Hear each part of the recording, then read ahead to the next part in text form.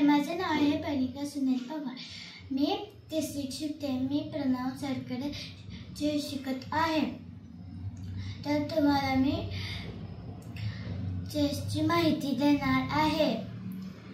हा आहे रूक, हा आहे नाइट, हा आहे बिशप, हा आहे क्वीन, हा आहे राजा. तर हे पॉन आहेत. हे अटीच्या अटी असतात. तर मी तुम्हाला यांची चाल शिकवणार आहे. पॉन एक घर पुढे जातो आणि रूक समोर किंवा आडवा जातो. नाईट अडीच घरं जातो आणि बिशप आडवा जातो आणि क्वीन तिरकी समोर आडव्याने मागे जाते आणि राजा तो फक्त एक पाऊल जातो